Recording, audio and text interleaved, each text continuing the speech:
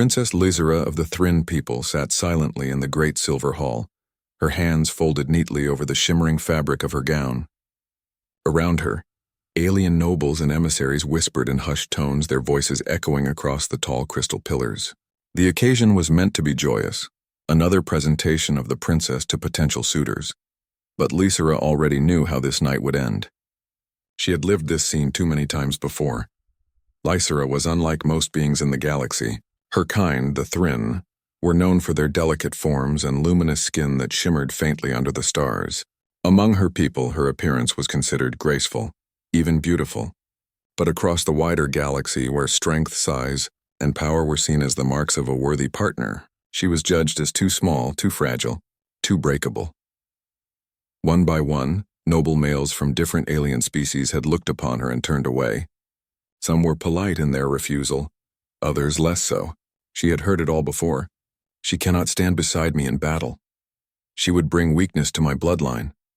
She looks more like a child than a queen. Every rejection left a quiet scar upon her heart, though she never allowed her face to reveal the pain. A princess of the Thryn was trained from birth to smile with grace, to bow her head gently, to never let the sting of words show. That night, the hall filled with suitors again. Representatives from the reptilian Karak, the towering Vorkan, and the winged Serathi all came to stand before her. Each one examined her as though she were an object for trade rather than a living being. Lysera endured it with patience. The first suitor, a massive Karak noble, bent his scaly head and studied her with eyes like molten gold. He grunted. She would not last a season in our harsh world. My sons deserve a mother of iron, not glass. He turned away without waiting for a reply. The second suitor, a Vorkan lord whose horns gleamed like polished steel, tilted his head back and laughed. Too tiny! I would crush her by accident. Let her find someone who enjoys tending flowers. I require a warrior queen. The Serathi noble did not even speak. He simply spread his wings, gave her one long look, and then took flight, leaving the council chamber in cold silence. Whispers rose again among the gathered crowd. Lysera's advisors shifted uncomfortably, but none dared speak against the suitors. After all, every rejection meant one less alliance for the Thryn kingdom. Lysera bowed her head, hiding her eyes from the crowd. Inside, her thoughts swirled. Why must I keep doing this? Why must my worth always be measured by what I lack instead of what I have? She was not a warrior, true, but she was not weak either. Her mind was sharp, her memory keen, her spirit unbroken despite the years of rejection. She longed for someone, anyone, who might see those qualities instead of only her small frame. When the ceremony ended, her father, King Aranor, approached her. His tall frame loomed over her, his silver robes dragging softly across the crystal floor. His face was kind, but his eyes carried a sorrow he could not hide. My daughter, he said gently, you must not take this to heart. These houses are blind to true worth. One day you will find a place where you belong. Lysera smiled faintly, as she always did. She wanted to believe his words, yet each passing year made it harder. Still, she bowed her head in respect. I will continue my duty, father. For our people. The king squeezed her shoulder in gratitude. But later, when she was alone in her chamber, Lysera sat by the tall window staring out at the stars. The galaxy stretched endlessly before her, filled with countless civilizations and worlds, yet none seemed to want her. Am I truly so unworthy? She wondered. Or have they all forgotten how to look beyond the surface? The next day, her advisors brought news. She was to embark on another diplomatic journey, this time to a frontier outpost where new species gathered for trade. It was said that a rising people called humans had recently taken their first steps into galactic politics. Lysera had never met a human. Stories about them were strange and contradictory. Some claimed they were resourceful, adaptable, and surprisingly resilient for their size.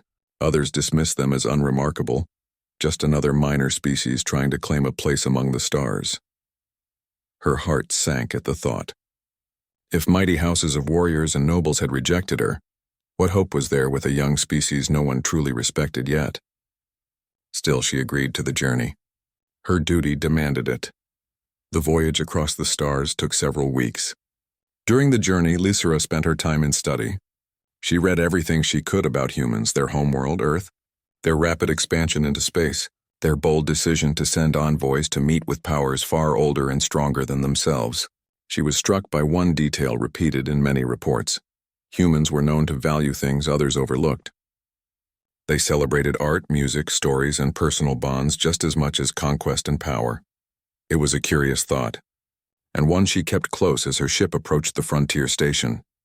The station itself was small compared to the grand halls of the Thrinn, yet it bustled with life. Ships from many worlds docked and departed. Merchants haggled over goods, soldiers patrolled the corridors, and voices of dozens of species mingled together. When Lysera stepped into the docking bay, all eyes turned toward her. Whispers rippled through the crowd. To most, she was a curiosity, another delicate princess wrapped in silks, too small and fragile for the harshness of the galaxy. But among the gathering stood a tall human in a dark uniform. His eyes were sharp, but there was no mockery in them. He did not whisper with the others or turn away in dismissal. Instead, he watched her with quiet interest as though he was seeing something the others could not. This was Captain Daniel Hayes, though Lysera did not yet know his name. Their paths were only beginning to cross, and though she could not yet imagine it, this meeting would change the course of her life. For in a galaxy where every alien male had rejected her, one human man would be different. The docking bay of Frontier Station 12 was alive with sound and movement. Engines hummed, metal platforms groaned under the weight of ships, and voices from dozens of species blended together like a storm. Princess Lysera stepped down from her transport with her usual grace, her shimmering gown flowing softly around her feet. The moment her delicate form appeared, the noise changed. Whispers spread through the crowd like wind over water. Some voices carried tones of awe, others of amusement, and many of dismissal. "Too small," someone muttered. "Pretty but useless," said another. "She is the Thrinn princess? I expected more." Lysera's ears caught every word, though she kept her face calm. She was used to such remarks. They were like shadows that followed her everywhere. She lifted her chin and continued forward, her advisors walking behind her. At the far side of the docking bay stood a line of officers in dark uniforms. Humans. Their boots were polished, their badges gleamed under the light. They were taller than she had expected, broad of shoulder, though not as massive as some warrior species she had seen before. Among them was one man who did not shift or whisper when she appeared.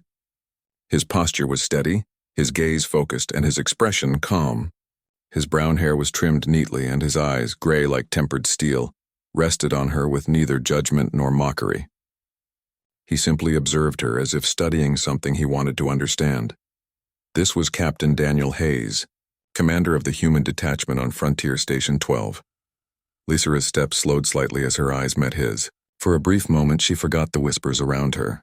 There was something different in his gaze.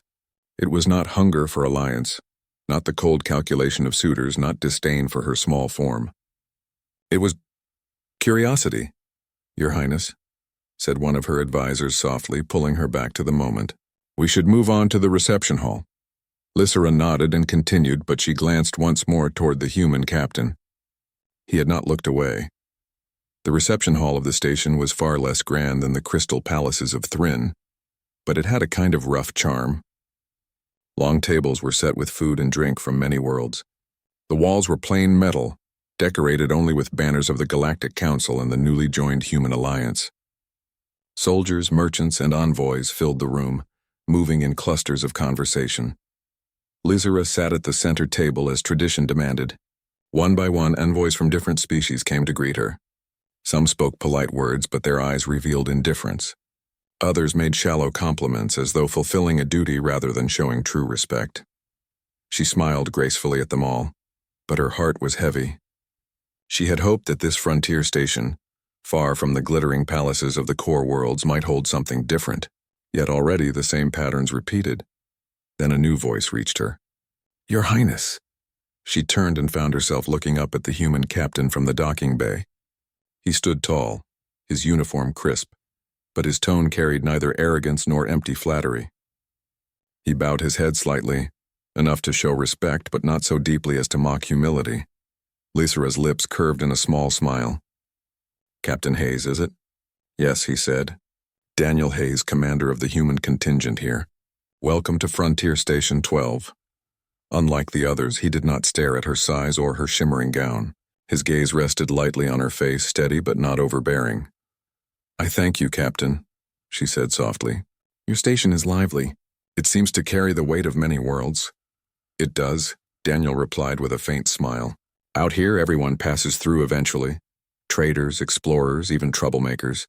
We try to keep the peace as best we can." His words were plain, but there was honesty in them. Lizera found herself curious. She tilted her head. "And what do you think of it, Captain? Do you find peace among so much chaos?" He chuckled lightly. "Not always. But I've learned something important. Peace doesn't just appear. It's built. Sometimes by soldiers, sometimes by leaders, sometimes by those willing to stand firm even when others don't see their strength." Lizera's smile grew faintly warmer. His words were simple, but they carried meaning. She wondered if he spoke only of the station, or if he spoke of something deeper. The evening continued. Music played from strange instruments and voices rose in conversation. Lizera found herself speaking with Daniel longer than she expected. He asked questions about her world, not about its wealth or military strength, but about its culture, its songs, its gardens. He listened with real interest as she described the crystal forests of Thryn, where every leaf glowed faintly at night like starlight. "No one has ever asked me about that," she admitted softly at one point. "Most only want to know what alliances my father seeks or how many fleets we can send in war." Daniel leaned slightly closer, his tone calm. "That's because most forget the simple truth, Princess. A world is more than its armies, and a person is more than their usefulness." Lizera blinked. Those words struck her more deeply than he could know. For years she had been judged only by her size, her fragility, her lack of warrior strength. No one had cared about her spirit, her mind, or her dreams. Yet here stood a man who spoke of worth beyond those measures. For the first time in many seasons, she felt a warmth in her chest not born of duty or politeness. She felt seen. Later that night, when the hall quieted and the guests began to leave, Lizera stepped onto a balcony overlooking the station's docking bays. The stars stretched wide and endless beyond the glass. She breathed deeply, trying to steady the strange new feeling in her heart. "You left the hall early," came Daniel's voice from behind. She turned and found him there, standing a few steps away. His posture was relaxed, not stiff like most officers she had known. "I needed air," she said gently. "Sometimes the words of others press too heavily." He nodded, as if he understood without asking further. They stood in silence for a moment, watching the stars. "Captain Hayes," she said at last, her voice soft, "tell me honestly, what did you see when I entered the hall today?" He glanced at her, his expression steady. "I saw a princess carrying herself with dignity, even when the room did not treat her with the same. I saw someone who has endured much more than anyone should, yet still holds her head high. That is what I saw." Her breath caught in her throat. No suitor, no noble, no warrior had ever spoken such words to her. "You did not think me too small?" she whispered. Daniel's lips curved slightly, not in mockery, but in calm reassurance. "Size doesn't tell me who you are. Actions do. And from what I've seen, Princess, you are stronger than most who boast of power." The stars outside glittered like diamonds, but to Lizera his words shone brighter. That night, she returned to her quarters, unable to sleep. She replayed their conversation again and again in her mind. It was foolish, perhaps, to place such weight on a single meeting. And yet, something inside her whispered that this was not like the others. She had been rejected countless times. Every alien male had turned away, blind to her spirit. But here was a human, a young man from a rising species who spoke as though he truly saw her. For the first time, hope stirred in her heart, and though neither she nor Daniel could yet imagine it, this fragile spark would one day grow into something strong enough to shake the galaxy. The days that followed Princess Lizera's arrival on Frontier Station 12 passed more quietly than she expected. Meetings were held, agreements discussed, and trade routes negotiated. Her advisors handled most of the political details, while she played her usual role, smiling, listening, being the symbol her people needed. But something had changed. Every evening, she found herself in quiet conversation with Captain Daniel Hayes. Sometimes they spoke of her world, sometimes of his, and sometimes of small things that did not matter to the galaxy at all: music, books, and the strange foods of Earth. Daniel treated her not as a fragile ornament, but as a person with thoughts worth hearing. Lysera cherished those moments, though she kept her feelings guarded. She knew the galaxy too well to believe hope easily. The calm before the storm on the fourth night of her visit, Lysera stood by the viewing deck, watching ships drift past the station's docking ring. Their lights winked like tiny stars against the dark void. She rested her hand lightly against the glass, lost in thought. A sound behind her made her turn. Daniel was there, his uniform slightly rumpled after a long day. He gave her a small nod. "You enjoy this spot," he said. "I do," she admitted.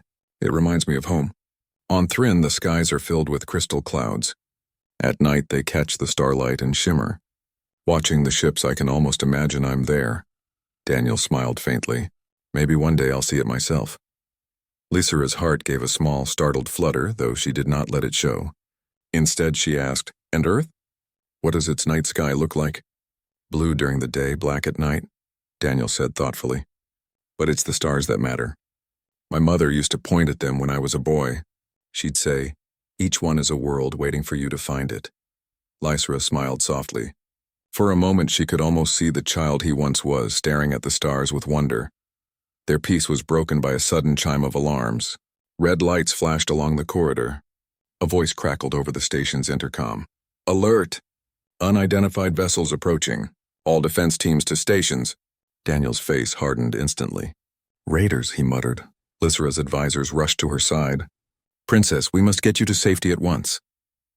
But Lysera hesitated. She looked out the window again. In the distance, dark shapes emerged from hyperspace, sleek, sharp ships painted in the colors of the Drax Marauders, a notorious raider faction known for ruthless attacks on frontier settlements. Memories surged in her chest. The Drax had once raided the outer colonies of her people. She still remembered the fear, the smoke, the sound of broken voices. "No," she said firmly, surprising even herself. "I will not hide. I know their tactics. I may be able to help." Her advisors gasped in protest. "Your Highness, you cannot place yourself in danger." But Daniel interrupted, his eyes locking onto hers. He saw the fire in her gaze, the determination she rarely showed. After a long second, he nodded. "Then you stay with me," he said, "but you follow my orders." "Understood?" Lysera's lips curved faintly. "Understood." The attack begins. The station shuddered as the first blasts struck its shields. Sirens wailed. Crew members ran through the corridors, shouting orders and warnings. Daniel moved quickly, leading Lysera and a small squad of soldiers to the command deck. From the wide windows of the control room, Lysera saw the full scale of the attack. A fleet of Drax raiders circled the station like predators. Their weapons blazed against the station's defenses, sparks of light exploding across the void. "Shields at 60%, an officer shouted. "Enemy boarding craft incoming!" cried another. Daniel's jaw tightened. He barked orders with calm authority, directing the station's defense cannons and coordinating squads to repel boarders. His voice carried strength but not panic. Lysera watched him work, impressed. Many alien leaders shouted in fear or anger during battle. Daniel gave commands with steady confidence, as though trust in his crew was as natural as breathing. A holomap flickered in the center of the room, showing red markers where Drax ships moved. Lysera stepped closer, her mind racing. She recognized the formation instantly. "They're feinting on the eastern dock," she said suddenly. "The Drax always do this. They'll send small groups there to draw your forces, but their true push will come at the central bay. That's where they'll try to breach." The human officers glanced at her, uncertain. But Daniel didn't hesitate. "You're certain?" he asked. Lysera met his eyes. "I lived through it. I know their ways." Daniel studied her for a moment, then nodded. "All right. Adjust defense teams. Reinforce the central bay," orders flew. Soldiers scrambled to reposition. When the attack came, it was exactly as Lysera predicted. The Drax slammed into the central bay with full force, only to be met by prepared defenses. The humans held the line. "Good call," Daniel said quietly to her. Lysera's heart lifted. For once, her knowledge was not dismissed as irrelevant. For once, she was trusted. Fire and steel. The battle raged on. Explosions shook the station. Boarding pods slammed into the outer hull, cutting through metal like knives. Armed raiders poured into the corridors. Daniel drew his sidearm. "Stay close," he told Lysera, but Lysera refused to cower. She moved with him. guiding soldiers through passages where she knew the Dracs were likely to ambush. Her memory of past raids proved invaluable. Several squads avoided traps thanks to her warnings. At one point, they reached a corridor under heavy attack. Blaster fire lit the air. A group of Drax raiders charged, snarling in their guttural tongue. Daniel and his squad returned fire, but the enemy pressed hard. One raider broke through, rushing straight toward Lysera. Her advisors screamed for her to fall back, but Lysera did not move. Her eyes flashed with determination. She grabbed a fallen staff weapon from the floor, far too large for her delicate frame, and swung it awkwardly but fiercely, striking the raider across the head. He staggered back, stunned, giving Daniel the opening to fire and bring him down. Daniel turned to her, astonished. "You could have been killed." Lysera breathed hard, clutching the heavy weapon. Better to fight than to hide. For a moment, Daniel simply stared at her. Then slowly he nodded. "You're braver than half my soldiers," turning the tide. The battle dragged on for hours. Yet with Lysera's insight and Daniel's leadership, the defenders began to gain ground. The Dracs, unprepared for such resistance, lost momentum. On the command deck, cheers erupted as a message came through. "The raiders are retreating. Their ships are breaking off." Lysera exhaled, her whole body trembling from exhaustion and adrenaline. Daniel lowered his weapon, his expression firm but relieved. "We did it," he said quietly. "No," Lysera corrected softly, her voice still steady. "You did it. Your people. I only helped." Daniel turned to her. His gray eyes softened. "You helped more than you realize. Without you, we would have lost that bay. Without that bay, we would have lost the station."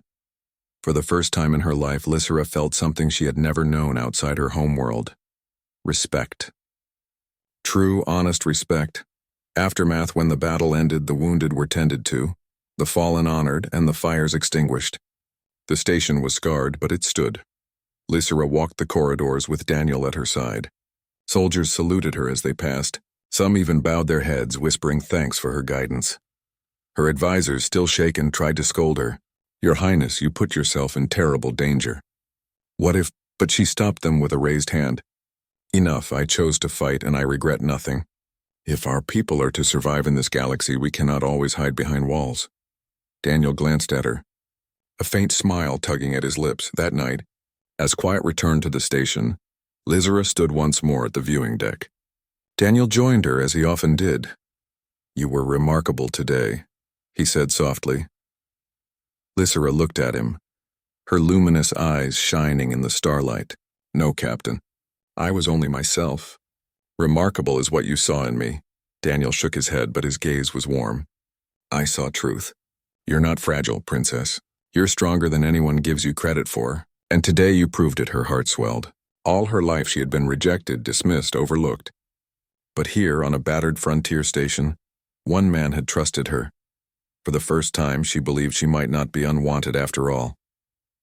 Closing, the galaxy would hear of the battle.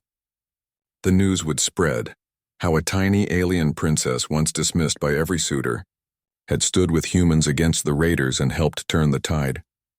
And though Lysera did not yet know it, this moment was only the beginning, for it was in the fire of battle that trust was forged between her and Daniel. Trust that would soon grow into something more powerful than fleets or alliances. The battle with the Drax raiders became a story that traveled faster than light across the galaxy. Ships carried the tale from station to station, from colony to colony. In every corner of the stars, whispers spread. The fragile princess had stood against raiders. The unwanted heir had guided soldiers in the thick of battle. The Thryn princess, once dismissed, had fought beside humans and lived to tell the tale. For Lysera, the days that followed were unlike anything she had ever known. Soldiers saluted her when she passed. Merchants nodded with respect. Even alien envoys who once dismissed her now greeted her with cautious politeness. She was no longer only the tiny princess. She was something new, the princess who fought back. And yet Lysera felt uneasy. She knew the galaxy well enough to understand how quickly admiration could twist into calculation. Respect could become a weapon, and suddenly she, who once was considered worthless, had value again, political value. Returning nobles, her fears proved true when messages began to arrive. One by one, alien nobles who had once rejected her now sent offers of courtship. The first was from Lord Karath of the Vorkan, the towering warrior who had laughed at her size weeks before. His message was full of praise. "Princess Lysira, I was mistaken before. Your courage in battle has shown me your true worth. Join my house, and together we will rule with strength." The second came from a Sarathi noble, who had flown from the hall without speaking a word during her presentation. Now his words dripped with flattery. "Your bravery has dazzled even the skies. My wings are yours should you wish to soar beside me." Even the cold-eyed Karak lord, who once called her as fragile as glass, now spoke of honor and destiny as though he had always believed in her. Lysira listened to these offers in silence, her hands folded neatly on her lap. Outwardly, she remained calm, but inside her heart ached with anger. Where were these words when she had stood before them as nothing more than herself? Where was their admiration when she had been dismissed as weak? Now, because she had proven herself useful, they came running, not because they saw her, but because they saw an opportunity. Her advisors urged her to accept one of the offers. "Your Highness," they said, "this is what we dreamed of. The nobles see your worth now. You must choose wisely. Think of what alliance will strengthen our people most." But Lysira shook her head. "No," she said firmly. "I will not be chosen now only because the galaxy has changed its opinion. I will not bind myself to shallow words." Her advisors looked shocked, but they dared not press further. Something had changed in their princess. Daniel's doubt during these days. Daniel Hayes kept his distance more than before. He still greeted Lysira politely, still spoke with her when duty required, but he no longer lingered in quiet corners of the station as they once had. Lysira noticed. One evening, she found him in the repair bay, standing beside a damaged fighter craft. He was checking the scorch marks from the battle. His hands were stained with grease, his uniform rolled up at the sleeves. "You are avoiding me," Lysira said softly. Daniel looked up, surprised. Then he shook his head. "I wouldn't call it that." "Then what would you call it?" He sighed, wiping his hands on a cloth. "I call it reality, Princess. The galaxy has finally seen your worth. Nobles from every world are sending offers. You'll have your choice of powerful rulers. That's what you deserve. Not," he hesitated, "not a soldier like me." Lysira's heart tightened. For a moment she could not speak. Then she stepped closer. "Do you think worth is measured in crowns and fleets? Do you think I endured all those rejections only to accept the first shallow hand that returns?" Daniel's jaw tensed, but he did not meet her gaze. "I think you deserve someone who can give you everything." "And I can't." Lysira studied him quietly. His words were firm, but beneath them she heard something else. Fear. Not of battle, but of hope. She wanted to speak, but footsteps approached. Her advisors had come to fetch her for another council meeting. She left Daniel with a soft, lingering look, her heart heavy. The council's decision. The Galactic Council convened 2 days later to discuss alliances. The chamber was vast, filled with delegates from dozens of species. Lysira stood beside her father, King Aranor, her hands clasped at her waist. Councilors praised her bravery, their words heavy with admiration.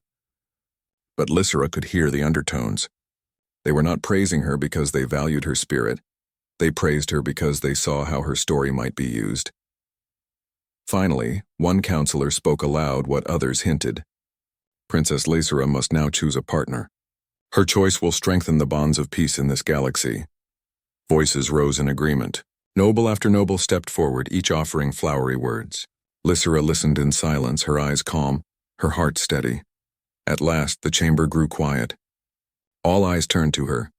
The council speaker asked, "Princess Lysira of Thryn, who do you choose?" Lysira let the silence stretch. Then she lifted her head, her voice clear and strong. "I choose none of you," she said. Gasps filled the chamber. The nobles exchanged shocked looks. Some muttered in anger, others in disbelief. Lysira's voice did not waver. "You rejected me when I was only myself. You saw me as fragile, unworthy, unwanted. Now because I proved useful, you change your words. But I am not a tool to be picked up only when convenient. I will not bind my life to shallow ambition." Her father's eyes widened, but he did not interrupt. The chamber fell into stunned silence. Then Lysira's voice softened, though it carried even greater weight. "There is only one who has seen me, not as an alliance, not as a symbol, but as a person. Only one who trusted my voice when others dismissed it.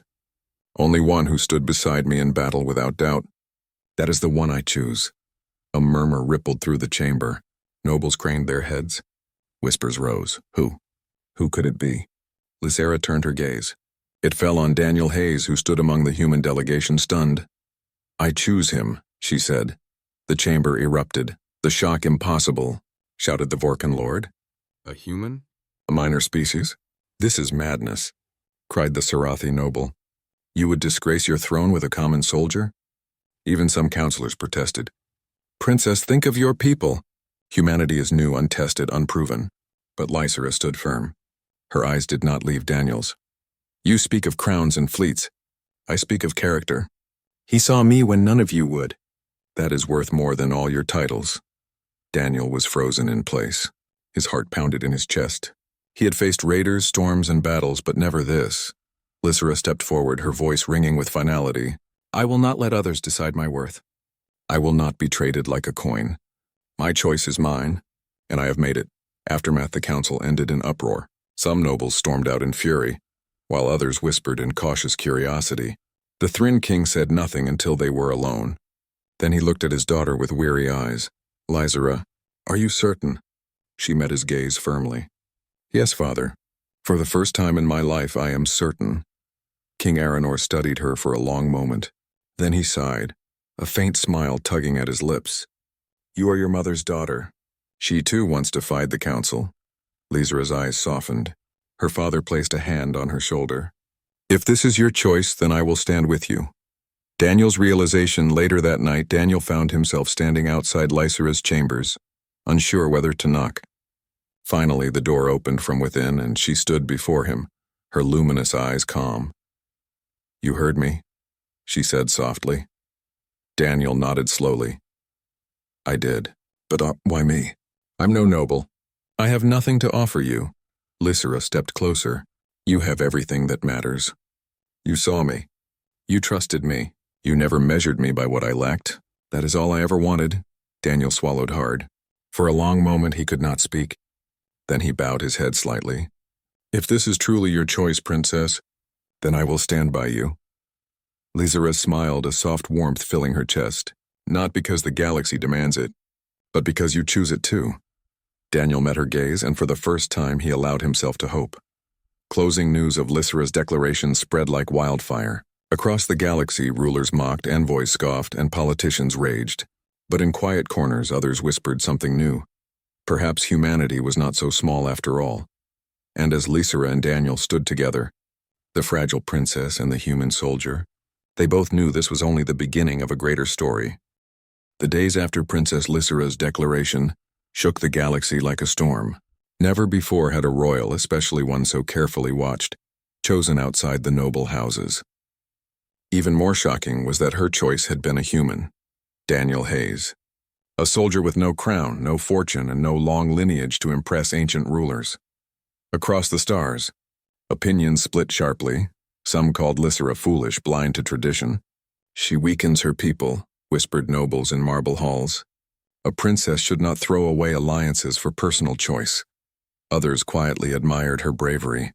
At last, murmured voices in hidden corners, someone has defied the council. Someone has chosen for themselves.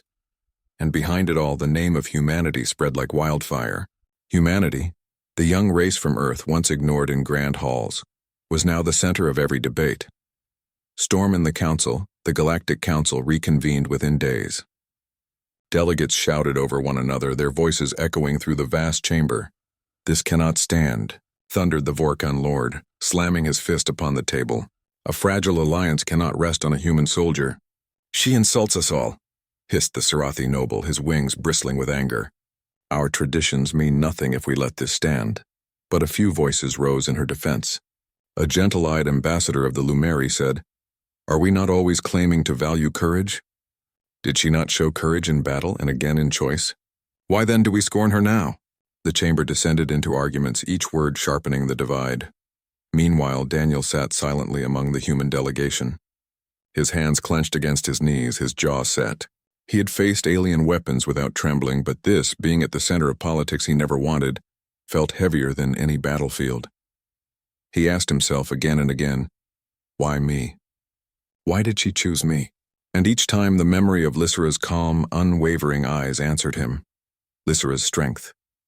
While the nobles argued, Lysera prepared herself for the storm. She knew the council would fight her choice. She knew her people might suffer whispers of shame, but she also knew that if she yielded now, she would be nothing more than a pawn forever. In her private chambers, she sat before her father, King Aranor. "My daughter," the king said gently, "the path you have chosen is not easy. You will be tested again and again." Lysera bowed her head slightly. "I know, father, but I would rather endure hardship for my own truth than live comfortably in another's lie." The king studied her for a long moment. Then he gave a small smile. "You are braver than I was at your age. Perhaps the galaxy needs such bravery now." His support gave Lysera strength, but she knew that words alone would not quiet the storm. A new threat, just as debates reached their peak, news arrived that silenced the council. Scouts reported that the Drax raiders were gathering in numbers never seen before. Entire clusters of ships were uniting into a massive warband, strong enough to burn colonies and overwhelm fleets. Panic spread. The council argued over strategies, but no one trusted the other. Old rivalries slowed every plan. It was Lysera who spoke first. "If we waste time in arguments, the raiders will crush us. We must act quickly and together." Her words carried weight, but still many nobles hesitated. It was then Daniel rose to his feet. "We don't need endless speeches," he said firmly. "We need action. Humanity may be young, but we know how to fight with limited resources. Let us lead a strike force. We'll hit the raiders before they gather full strength." The chamber went still. Some scoffed. "Humans? Leading fleets?" But others, remembering Lysera's bravery and Daniel's record in battle, leaned forward with interest. Slowly, against expectation, the council approved. Humanity had been given its chance. The strike force. Within days, ships from several races gathered under human command. It was a strange sight. Massive alien cruisers sailing beside Earth's smaller, leaner ships. Officers from different species worked side by side. Though distrust still lingered, Daniel stood at the front of it all, the unlikely commander of a force that no one believed could succeed. Lysera stood at his side, not as a shielded princess, but as an advisor who had earned respect through her own courage. Together they planned swift strikes to scatter the raider fleets before they grew too large. As the ships prepared to depart, many still doubted. "They will fail," sneered the Sarathi noble. "This experiment will end in ashes." But Lysera whispered to Daniel, "Do not carry their doubts. Carry only the truth of who you are." Battle among the stars. The strike force met the raiders at the edge of the Kaelin Rift, where stars burned dim and shadows stretched wide. The Drax had gathered more ships than anyone expected, their fleet like a swarm of blades glinting in the dark. For a moment, fear rippled through the allied crews. Daniel's voice came across the comms, steady and strong. "We're not here to wait for fear to pass. We're here to stop them before they destroy everything we love. Humanity stands with you. Now stand with us." His words carried like fire through the fleets. Engines roared to life. Weapons charged. The battle exploded across the void. Human ships, small but fast, darted like knives through the swarm. Thryn cruisers unleashed powerful beams while Vorkon warships smashed through enemy lines. For the first time, species that had long mistrusted one another fought as one. Daniel led from the front, his fighter weaving between enemy ships. Lysera, at the command station, relayed tactical orders with clarity that impressed even the most stubborn captains. Hours passed, and the tide turned. The raiders, unprepared for such unity, began to break. Ship after ship fell until the swarm scattered into the darkness. The Allied force had won. Respect earned when the fleets returned, the council chamber was silent. No one could deny what had been achieved. Humanity, once dismissed as insignificant, had stood at the center of victory. Lysera, once mocked, had guided a strategy that saved worlds. Slowly voices rose, not in anger this time, but in acknowledgement. The humans. "They fight with courage," murmured one. "The princess. She saw what we did not," admitted another. It was not full acceptance, not yet, but it was a beginning. Daniel's burden. After the celebrations, Daniel stood alone on the observation deck staring out at the stars. He should have felt pride. Instead, he felt a heavy weight. He had never wanted to be a symbol. He was just a soldier, a man who did his duty. Now the galaxy whispered his name. Lysera found him there. She stepped quietly to his side, her presence calm. "You doubt again?" she said softly. Daniel gave a faint smile. "You always see through me?" "I see you because I choose to," she replied. "The galaxy may see you as a symbol, but to me you are simply Daniel. That is enough." Her words eased the tightness in his chest. A new months passed. The raiders did not recover from their defeat, and peace slowly returned to the stars. Humanity gained a seat of respect in the council, not as a great power, but as a trusted ally. Lysera's choice remained controversial, but she never wavered. She attended councils with Daniel at her side, calm against whispers, steady against criticism, and slowly, the whispers began to change. Perhaps alliances need not always be chains. Perhaps the young races bring new strength. For the first time in history, the council began to imagine a different kind of future, one not built only on tradition and power, but on trust and choice. Final declaration at the next great gathering. Lysera stood before the council again. "You demanded I choose," she said clearly, "and I did. I chose not out of weakness, not out of desperation, but out of truth. Humanity is young, but they see with fresh eyes. Daniel Hayes is not a symbol. He is a reminder that strength is not measured in size or titles or age. Strength is measured in how we see each other." Her words echoed through the chamber, and for once no one shouted in protest. Daniel stood beside her, silent but steady. He did not need to speak. His presence, his very existence, had become the answer. Closing scene, on the quiet deck of a human ship, far from the noise of politics. Lysera and Daniel stood together watching the stars. "Do you ever wonder," Daniel asked, "why the galaxy had to fight so hard against the idea of us?" Lysera smiled faintly. "Because change frightens those who built their power on the old ways. But change always comes, and now it has begun." They stood in silence, the stars stretching endlessly before them. For Lysera, once the rejected princess, and Daniel, once an unnoticed soldier, the future was uncertain, but it was theirs to shape, and across the galaxy, a quiet truth began to grow. Humanity had found its place among the stars,